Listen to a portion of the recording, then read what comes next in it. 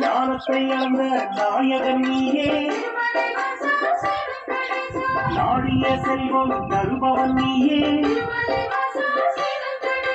கோயிலை கொண்டவன் நீயே, கோவிந்தா என்றால் நருபவன் நீயே, மாணவன் என்று உனை அழைப்போமே, மாமலை ஏழில் வாழ்பவன் நீயே.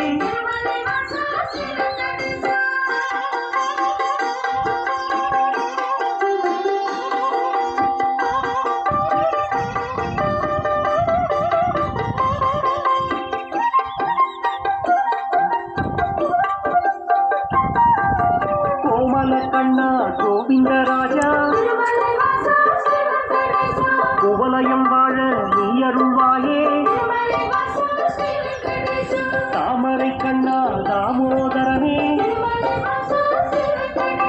தாமதமின்றி உதவிடுவாயே, வாமன ரூபம் எடுத்தவன் நீயே, வணங்கிட வந்தோம் உன் திருவடியே, சேமமுறவே செய்திடுவாயே, சேயனையம்மை காத்திடுவாயே, பாம்படை மீது படுத்தவன் நீயே, பாற்கடல் வாசம் செய்பவன் நீயே,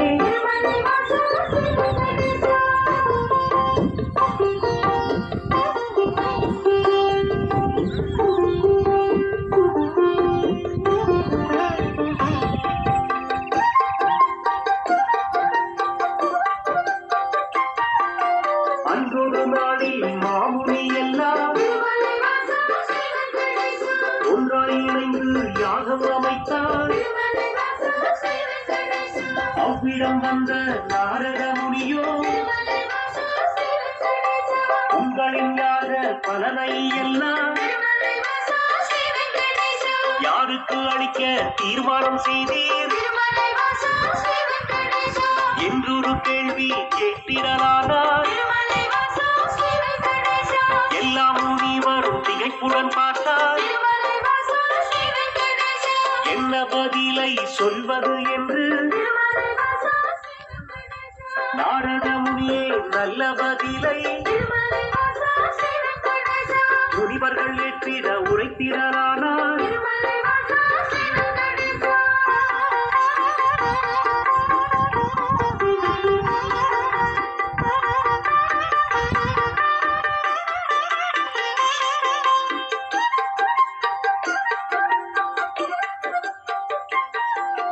தருமரின் ஆட்சி முடிந்ததினாலே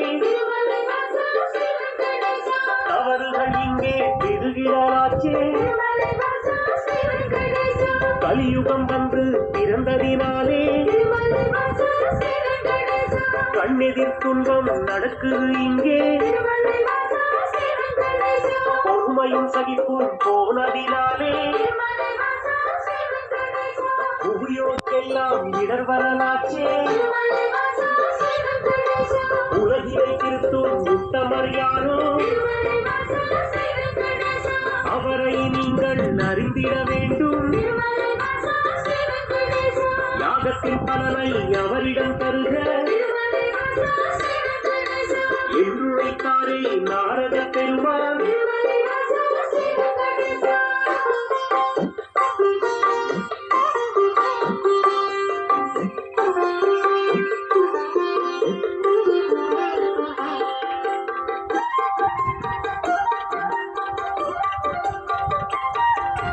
இதுவரை நடந்த யாகத்தின் பலனை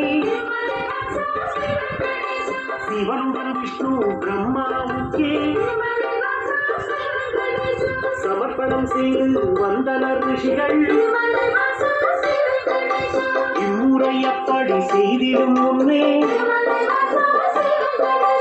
நாரதர் வந்து தடுத்தே விட்டார். மூர்த்திகள் மூவரில் யாருக்கு நல்ல கீர்த்தியும் தகுதியும் உண்டெனக் கண்டு யாகப்பலனை தந்திடுமாறு அறிவுரை சொல்லி அகன்றே சென்றார். ரிஷிகளின் நெஞ்சை குழம்பிட வைத்தார்.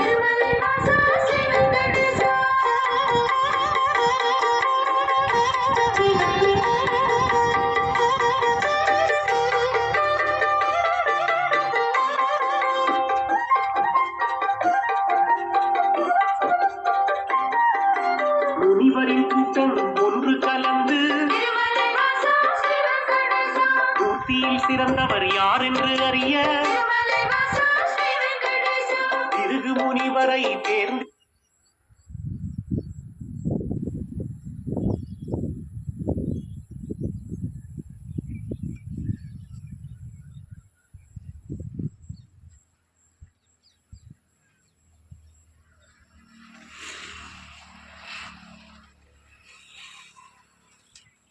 எடுத்தனரே.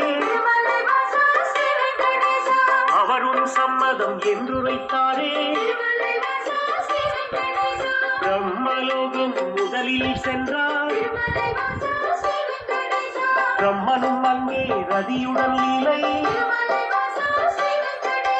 புரிவது கண்டு மாமுனி கோபம் கொண்டதினாலே சாபம் உரைத்தார்.